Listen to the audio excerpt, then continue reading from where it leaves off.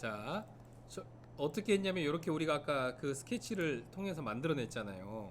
자, 요 상태에서 아니, 스케치로 들어가 보자. 요 상태에서 시트 메탈에서 플랜지를 선택을 해. 이 엣지를 전체를 선택을 해. 그리고 뭐냐, 시메트릭 뽑아. 사이드는 이걸로 왜 까먹었을까? 2. 왜냐면 윗면으로 가겠다 이거지. 뚝뚝뚝.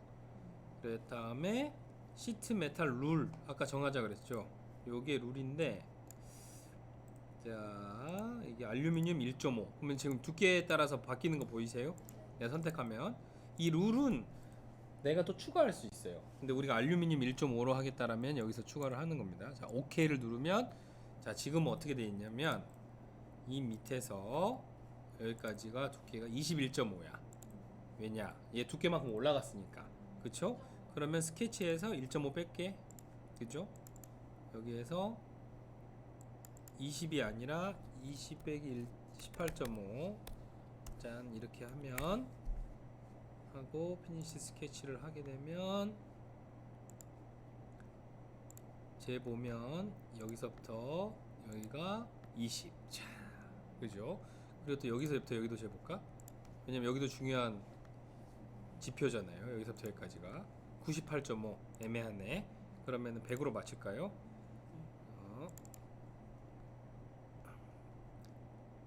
100을 맞추기 위해서 어떻게 해야지 안 지저분할까? 뭐 한쪽만 길게 일단 할게요. 근데 사실은 양쪽 다 하는 게 더 대칭이 되겠지만 어쨌든 일단, 자, 아우 까먹었었어. 너무 오랜만에 해가지고. 근데 그래서 이제 저는 요렇게 하게 되면 훨씬 더 다양한 모양으로, 그쵸? 그리고 치수도 더럽지 않게, 그쵸? 할 수 있다. 오케이? 그 다음 자, 얘를 이제 도면을 만들어야 되는데, 어? 도면은 만들기가 쉽지. 도면은 그건 알아서 하셔요. 여기 쪼이는 건 알아서 생각해 보시라고. 용접해도 되고, 뭐 저기 뭐야, U자 볼트로 조여도 되고, 이 폴을 구멍을 내 가지고 볼트 너트로 조여도 되고, 그거는 아니면 이 폴의 반을 잘라 가지고 여기다 삽입해 가지고 끼워서 넣어도 되고, 그건 알아서 생각을 해 보시는데, 얘를 가공을 맡길 때가 중요해요. 얘는 보통 두 번 가공이 맡겨지게 됩니다. 레이저 칩에 한번 맡기고 딴 데 맡기게 돼 있어요. 자, 그래서 일단은 요걸 해보자. 자, 너 좀 안 보였으면 좋겠는데. 자, 여기다가 내가 구멍을 뚫어. 응? L. 절곡만 해도 한 그거 이렇게 하고, 뒤에서 뭐 15, 그리고 얘를 10, 그 다음에 익스트루드 해가지고 얘를 뻥 뚫어놨어. 자, 더 재밌는 거 해볼까?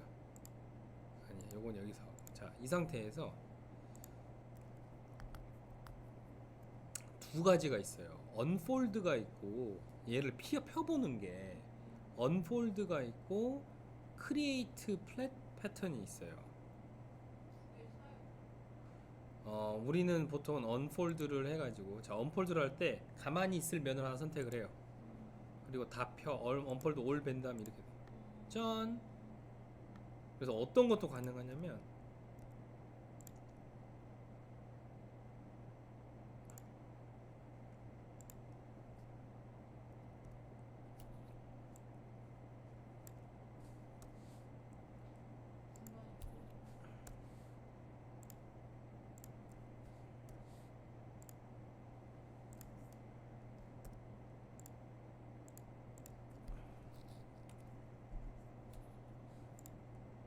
여기는 가운데 놓고, 얘는 평행하고, 호라이존탈, 얘를 뭐 12, 익스트루드, 언폴드, 리폴드, 이렇게 되는 거예요. 접으면, 다시 접으면. 그쵸? 이거 너무 많이 하면 또 싫어해요. 이것 때문에 이제 또 왜곡 생긴다고 싫어하시는데. 레이저로 먼저 따고 그다음에 절곡하는. 그렇죠. 그래서 딸 거를 생각하고 디자인을 해야 되는 거예요. 맞아요. 무슨 말인지 알죠? 네. 근데 요렇게 해보면 어떻게 됐을까? 만약에 지금은 다시 여기 이제 가보면 한번 접었잖아요. 그러면 이제 필 수 있는 게 있는데 없나? 다시 언폴드를 해봅시다. 언폴드 어딨어? 언폴드. 자, 레이저로 따는 게 이렇게 따는 게 맞죠? 구멍이 이렇게 따져야 되는 게 맞잖아요. 그죠? 근데 만약에 리폴드를 한 다음에 내가 여기에서 스케치를 이렇게 바로 해. 응? 근데 만약에 내가 이렇게 했어. 익스트루드.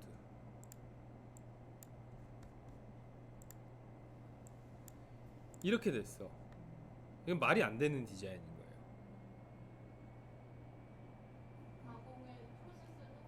가공의 프로세스가 안 되지. 만약에 얘를 언폴드를 해보면 애매한 거야. 막 이상한 각도가 나와 있고 막 난리가 아니야.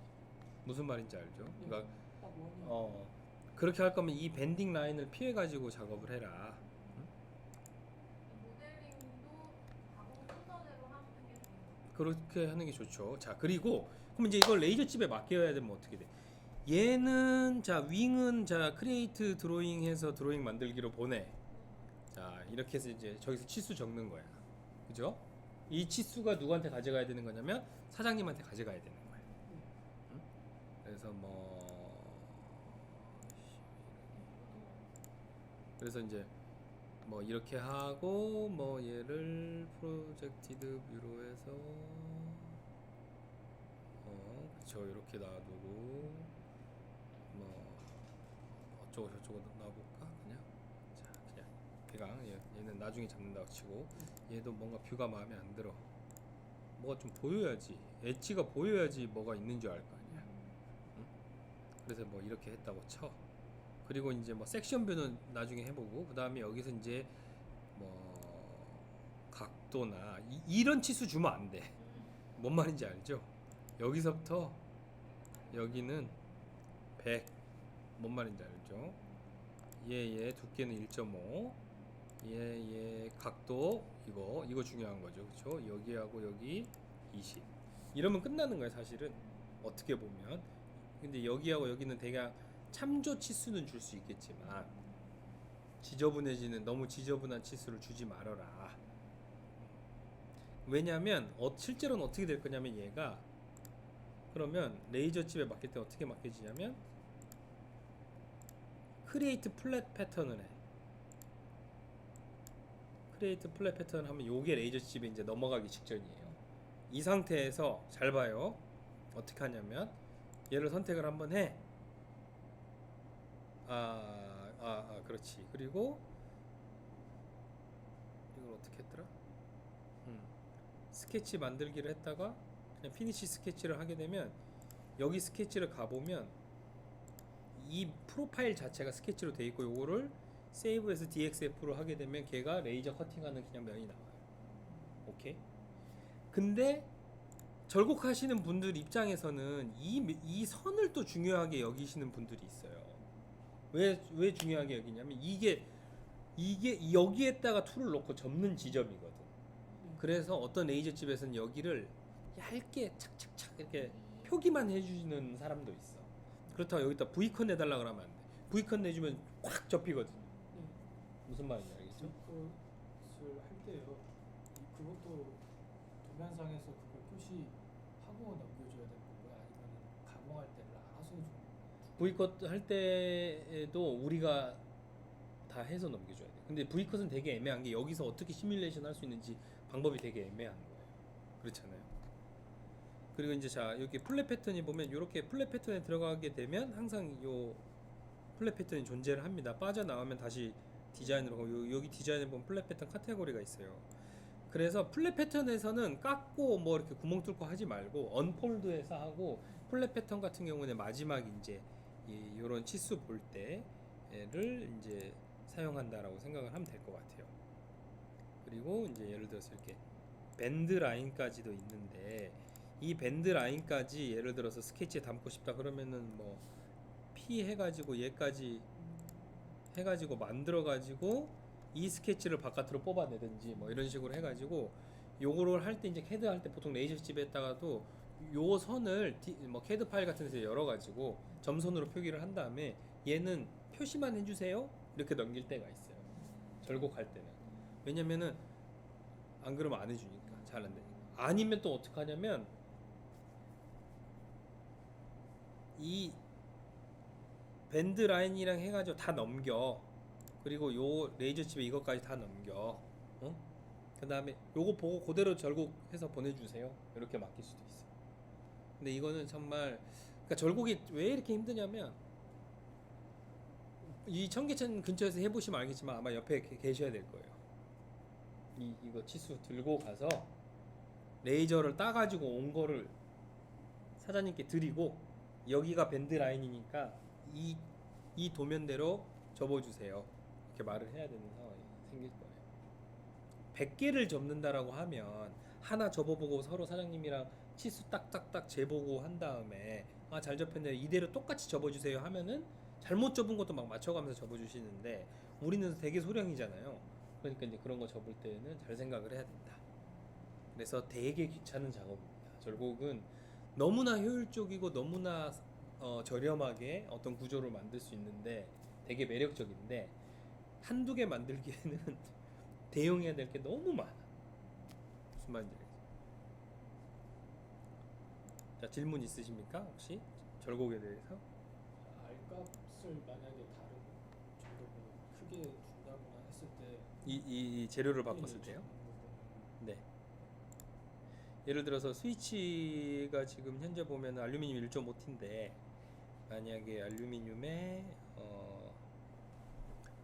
3T다. 요거로 바꿔버렸어요. 그러면 R값이 자동으로 늘어나요. 얘가 플랫 패턴을